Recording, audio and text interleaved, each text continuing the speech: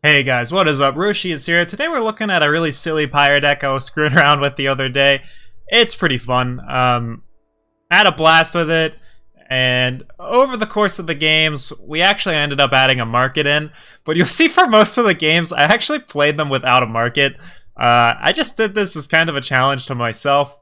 Chat wasn't really happy with me, so I ended up adding one broker, and that was kind of fun.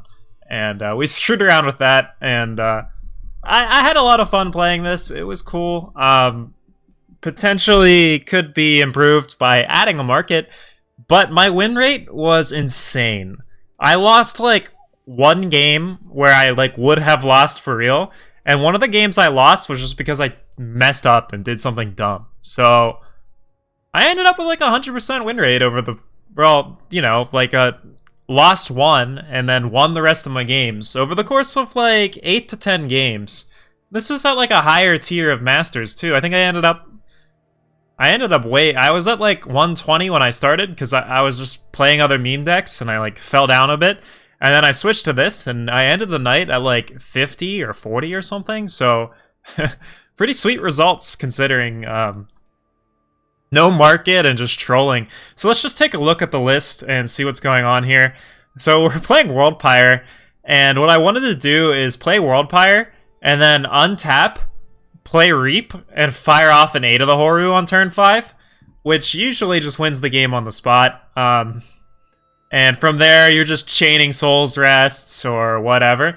And then as a backup, we've also got Severin Reap. You're drawing all these cards, so you'll draw into more Reaps, and you can do that. Or you can just turn 5, play Severin, and play a Power and a Reap, and that's insane. So that's 7 Piercing Griefs, assuming a dual land, which only 3 of our power are not dual lands, so you can pretty consistently fire this off, where turn 5 you play Severin, and that's 7 3/1s with charge and lifesteal, which, 7 times 3, so it's some good damage. 21 damage, where you're just gaining 21 and they're losing 21, and then it shuffles those on top of your deck. Sometimes that's just enough right there to win the game on the next few turns, so it's pretty funny.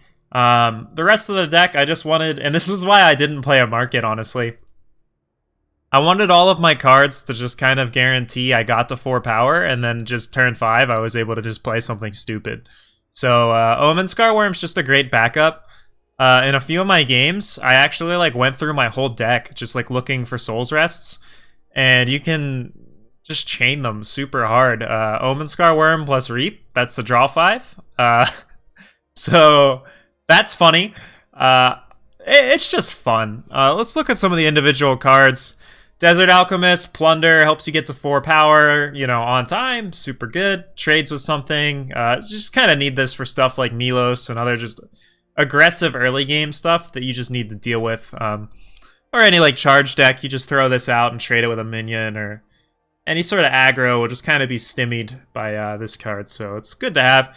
And it scales well into the late game too, turning your extra power into quick little card draws. Or the Plunder's solid because it lets our seats come into play untapped as well, so that's pretty cool. The other Plunder card we're playing is Beseech the Throne, and for similar reasons, except this draws a card too, so it's like a treasure that plunders, so pretty solid. Broker, in most of these games, this is actually just the 4th Omenscar Wurm, if you want to know what the difference was. I don't know if it's better or not, but I really wanted to cast Talir's Unwinding, and I figured this was the best way to do it. I ended up forcing a Talir's Unwinding, and it got me killed, but I just wanted to cast it, so I'll include that game on the gameplay video just because it's funny. But I literally had lethal, and I decided to cast Talir's Unwinding instead, and then I died. But you know what? Sometimes sacrifices have to be made. Severin, talked about Severin, but just a 5/7. He's freaking huge. You could play Grodov's Burden if you wanted to, but I found I just didn't need it. With all of the birds and just taking extra turns, usually I could get some sort of combo where like I bounce their board back to their hand and like play Severin again and like make some guys and attack, and then 8 of the Hooru just constantly just wiping out their board, with Soul's Rest wiping out their board. We've got Shenra Speaks. We can cast Hailstorm while Severin's in play. Just so many spicy things going on with this list. It's a blast to play. It's kind of a one trick. If they've got any Relicate on curve, you're going to have to actually play the game from there. But this deck can just play out its power, play some board wipes, play some removal, and then, you know, you've got some big threats to cast. So there were a few games where I had to grind out my opponents, and I was able to just because some of our cards were such high impact that when we did hit them eventually, they'd chain together and we had a really good top end and we just win. So it was fun. Permafrost, just super cheap removal. Comes in early and often. We have a lot of 2-drops that kind of like replace themselves or grab treasure. So it's nice to be able to have something to play that just, on like what would usually be like an awkward turn 3 can then be like petition for an untapped power, play Permafrost, go from there. Or get Plunder, turn on a seat, play Permafrost. And then next turn you can play that untapped power and slam your Worldpyre. So, yeah, Permafrost is good. We can't always just be board wiping everything, so just 1 power, pop Aegis, or 1 power, just deal with something super good. Reap, sometimes the gain life is relevant, but we are playing this for the Decimate. If you play a Reap on turn 5 with your Worldpyre in play, that basically guarantees in this deck, unless you're super unlucky, that your 8 of the Hooru is castable.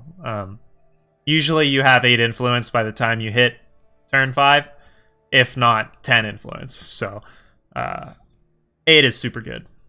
Calibrate. So I'll be honest, we're going to whiff on Calibrate a good bit of the time. And we're okay with that. The reason being, we only really want to be hitting Worldpyre, and we want it on turn 4. So it's okay if we whiff on our Calibrate and like don't get a power and don't get Worldpyre.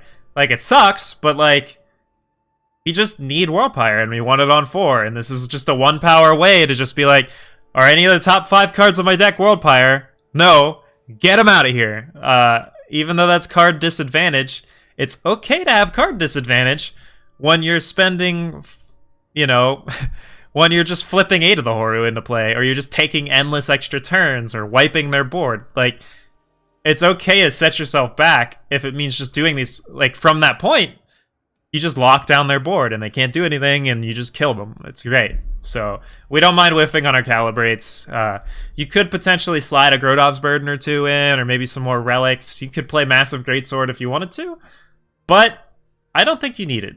You could also just play more power too if you wanted more hits. You could just be like, alright, I'm just like not gonna play Besiege the Throne, or not play Petition, and instead I'll just play like 29 power. But I don't recommend doing that. The way Eternal's opening hand algorithm works, you'd be punishing yourself a good bit. So the other option is you could just cut the Worldpyres to the market and play Transpose, and that'll help you defend your Worldpyre on 4. But that's just one more thing you gotta do before you pop off. Now, it could be correct, and it would also give you access to good stuff like Malediction and Lumen Reclaimer and just whatever. But play the deck how you want. This is how I wanted to play it. Petition, can grab Silex, we can grab Waystone. If we're missing influence to like play any Silexes, we can grab one of these seats or any symbol. If we get a time symbol, all of our Silexes interplay on tap, so that's why we're playing 4 of these. It helps you kind of guarantee a turn 4 Worldpyre in that way. Then we're playing 1 of each other symbol because you can fetch them up and, like I said, turn on your Silexes. And getting to the point where your Silexes are ripping treasures and just helping you rip through your deck is super good. And for our removal, we've got Hailstorm, just wiping out Stone Scar, wiping out Skycrag, just decimating, popping Aegises, super good. Shenra Speaks, hard kill on the board, it's good counter to Ikaria, anything with just annoying effects you can decimate, and it's just one of the best board wipes, if not the best board wipe in the game.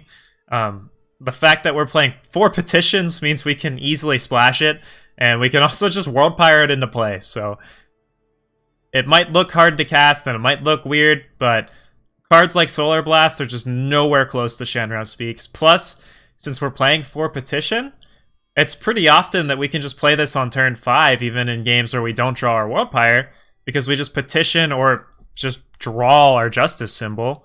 You could also get there with 2 Reaps, but I've literally never had that happen, so I wouldn't count on that. And then the last few cards, Soul's Rest, take an extra turn, put each unit into their hand. We will 100% use this to just draw another card. Like, that's fine. Don't be afraid to just, you've got nothing on the board, or maybe even they also got nothing on the board. Feel free to just play your Soul's Rest to take another turn and try and draw something, or play another power, draw another card. That's fine.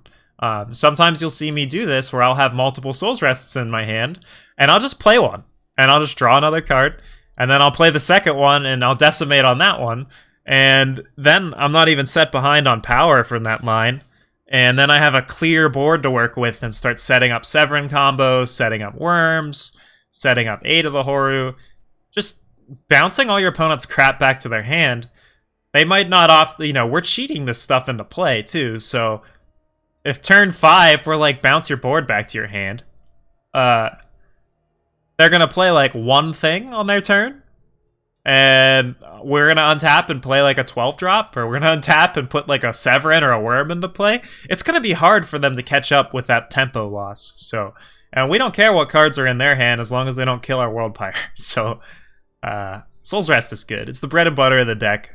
These 2 cards, I'd say these 3 cards, pretty mandatory.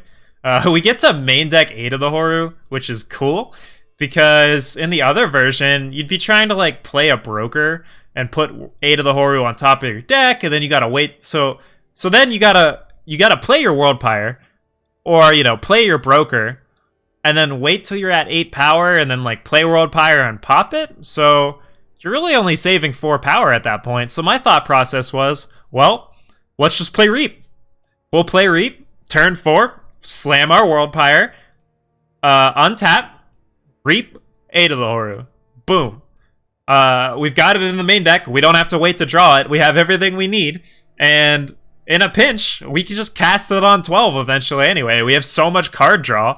You're going to be hitting your power drops every turn in the game, and like wrathing the board and just stalling out the game. Like if they deal with your Worldpyres or whatever, we totally have the control and what we need, and like Severin gaining our life back to last until we just get 12 power and just start chaining our 8 of the Hoorus anyway. So this deck's fun. I basically touched on everything. One thing I would maybe consider is we cut the Worldpyre, cut the Calibrate, add 4 Transpose, and then play a Transpose market. So I'll just touch into like what that would look like in case you're curious. So let's pull up Transpose, we'll add 4, cut the Pyres, we'll cut Calibrate. Just go ahead and grab, we'll just clear this out. We want a Malediction here. I can't spell. Maybe that's not the name of it. Sort by 4 too, just to make my life a little easier. The heck is this card called? Oh yeah, we'll play Burglarize too. But where is it? No, it starts with an M. It is Malediction. I guess I spelled it wrong. So we got Malediction. Obviously we'll play Worldpyre.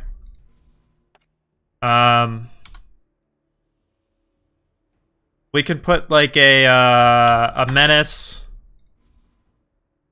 Silverbait Menace, and then just like whatever else we really want. We could put Forbidden Research, or you could try and put like a Rollant in play if you really wanted to. You could just Worldpyre Rollant into play. You could put a Broker in your market. A lot you could do with this slot. Just you could play Honor of Claws. Lot of options. Some people like where is it? You could play Battle at the Gates. So against like any big turbo reanimator deck, this could be a way to counter them. Or, you know, if you're playing against some crazy spell deck, there's that super good counter spell. And if you want to be super spicy, you can play Clutch of Talons, but kind of decide how you want to use this slot. I think what I'm going to use, if I'll probably try a few games of this on stream over the next few days, but I think I'll probably use the Great Parliament. But you decide what you want to do with this slot. It's totally free. Since we're playing Transpose, the first one's obviously going to grab Worldpyre, usually, unless we're like dying to aggro. And then the next few will grab whatever you want. So now that we've done that, we've freed up a few slots. So I'll actually, you know, if we wanted to play it like this, maybe just obvious adds. Be like, another Beseech the Throne, could max out on the Worms. Or, you know, we could just play some more like spot removal or something. So any kill spell, probably fine. So we could just add like 4 Annihilates if we wanted to. If I guess I can't spell today. Oh, yeah. So this could just be like that. Good solid removal, or really anything you want. This could be the flex slot, and do whatever you want with it. It could be a draw spell. It could be... You could try and get super cheeky and play like a Power Stone and just try and ramp into your Worldpyre. This could be a card draw spell. Or you could just have it like I do where it's Annihilate. You could add a Grodov's Burden to the deck if you wanted to. Pretty good options. Anything you really want to do, that's kind of on you for this slot. And we could even play like Diana. But I think optimally, you're going to want to be tuning so that you live as long as possible. And you're able to rip Transpose. Honestly, one thing that wouldn't be bad, we could play like Jotun Hurler. And then this just gives you some fodder for your plunder. And just like extra cards. Or this could be like Zoe. Even though we can't cast Zoe, we can still just put Zoe into play. We could put Zoe into play with our Worldpyre if we wanted to. And just use the treasure and like, or you could just fodder the Zoe away. But Jotun Hurler is in our Kellers, so I would probably not do that. Maybe you could do something like this and play like one Zoe. Just to kind of split off and like play around turn to seed a little bit. But you know what? Just play it how you want. I think some configuration like this will probably be what I end up playing going forward. If I was going to play an event, I'd be afraid to just hard like rely on them not killing my Worldpyre. But for the latter, I mean, like I said, I was tearing it up. So thank you guys for watching. Look forward to the gameplay. I'll have a link to that down below. I play these games live on my stream, like I mentioned. That's twitch.tv. Roshi_ is here. Come check me out. I'm usually playing Mondays, Tuesdays, and Thursdays at nighttime. I am on track, actually. I just filled out the partner application, which is super exciting. Shout out to everyone who supported me and helped me get this far. I know it's just the application and people usually get denied, but it's nice to be at that point where I can get told no. So that's progress, and I'll take any progress I can get. We're almost at 300 subscribers if we're not there yet by the time this video comes out. So my goal of getting to 1,000 subscribers on my YouTube channel, we're almost a third of the way there. That's impressive. Thank you guys. If you like this stuff or you want to see other decks or anything cool you want to see me play, comment it down below or hop in our Discord. Link to that down below. Come chat, say hello, see what we're doing when we're not grinding out Eternal. So thanks guys, and have a good night.